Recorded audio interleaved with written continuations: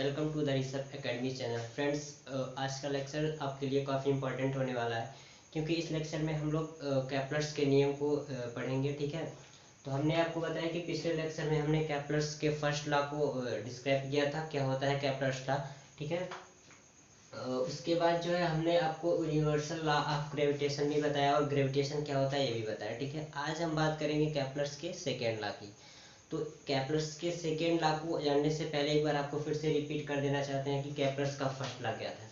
कैपलर का first law ये था कि एक सोलर सिस्टम में जैसे सन है, सन के अराउंड में जो है जो भी प्लैनेट रिवॉल्व करते हैं, उनका जो ऑर्बिट मतलब उनका जो पथ होता है, रास्ता होता है, वो एलिप्टिकल शेप का होता है। इसमें जो है कैपलर्स के फर्स्ट लॉ में ये बताया गया था। अब बात आती है कैपलर्स के सेकेंड लॉ की। तो कैपलर्स का सेकेंड लॉ क्या है उसको आज हम इस वीडियो में जानेंगे। तो दोस्तों, वीडियो को बिना स्किप किए प्लीज लास्ट तक देखें, आपको बिल्कुल आसानी से समझ में आएगा कि कैपलर्स लॉ सेकेंड लॉ क्या चीज़ है। ठीक है, तो आइए स्टार्ट करते हैं। कैपलर्स का सेकेंड लॉ क्या कहता है कि जैसे हमें कैपलर्स के फर्स्ट लॉ से ये पता है कि ये मान लीजिए ये सन है।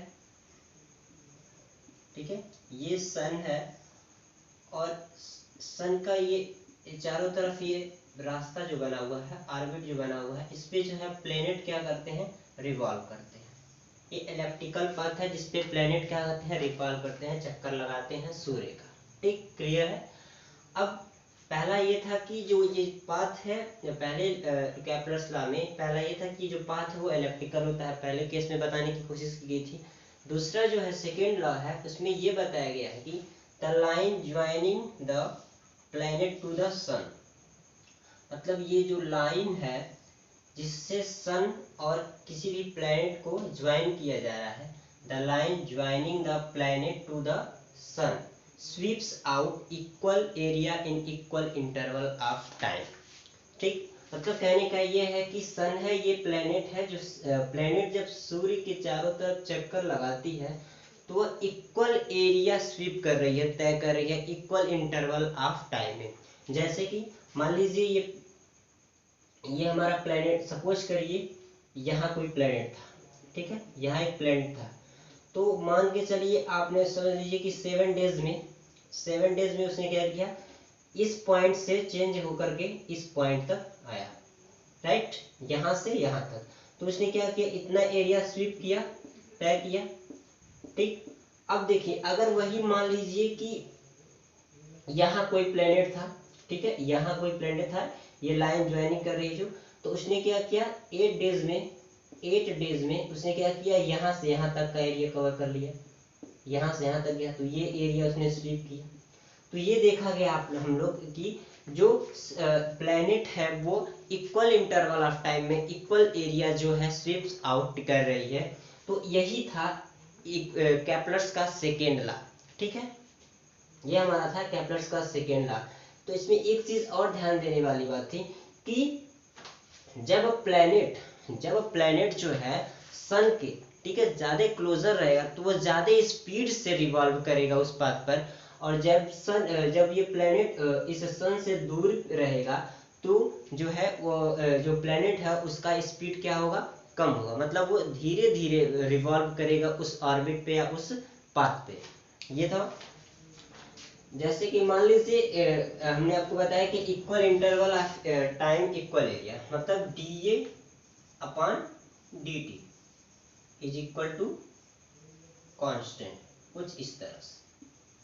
ठीक है, इसका डेरिवेशन भी है, लेकिन डेरिवेशन आप लोग को अभी इस क्लास में नहीं बताया जाएगा, नेक्स्ट वीडियो में आप लोग को हम एक्स्ट्रा क्लास में उसको बता देंगे। लेकिन आज इस क्लास में इतना आपको जानना जरूरी है कि आखिर सेकेंड लॉ क्या था। ठीक है, एक चीज और देखिए, it means that planet move faster. इसमें क्या रहा है कि इसका मतलब ये हुआ, ये सारी चीजें समझने के बाद इसका मतलब ये हुआ कि जब कोई प्लेनेट अर्थ के पास सन के नियर होता है, करीब होता है, तो उसकी स्पीड जो होती है वो ज्यादा होती है, और जब कोई प्लेनेट सन से दूर होता है तो उसकी स्पीड स्लो होती है। ठीक है, मतलब सन के सबसे नजदीक अर्थ है तो वो ज्यादा तेजी से चक्कर लगाएगा सन का, और लेकिन अर्थ के बाद अर्थ मार्स, जुपिटर, सैटर्न जैसे जैसे दूर होते जाएंगे ये प्लेनेट, उनका स्पीड जो होता है रोटेशन का, रिवॉल्व करने का सर्कुलर इलेप्टिकल पाथ पे, वह स्लो होता जाता है। ठीक है, अब देखिए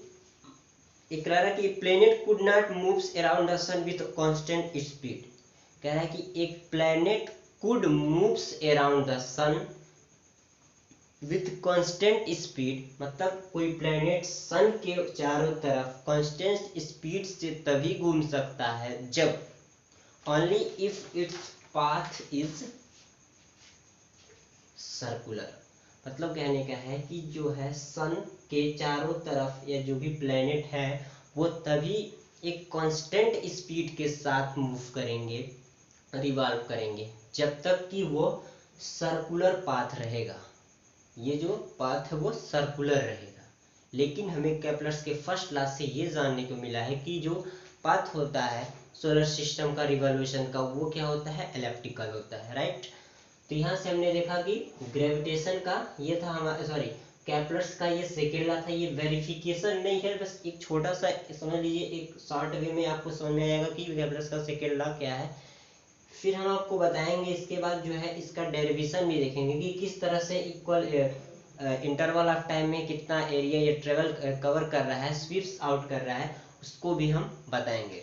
आप चाहे तो इसका डेफिनेशन भी लिख सकते हैं, लिख सकते हैं कि Kepler's second law tells us that planet does not move with constant speed. A planet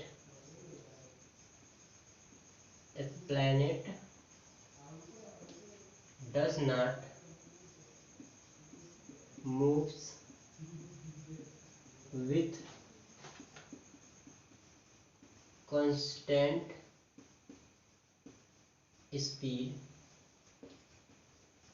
Planet does not move with constant speed around the sun.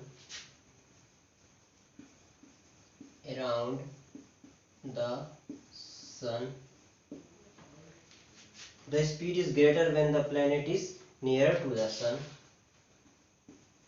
The speed is greater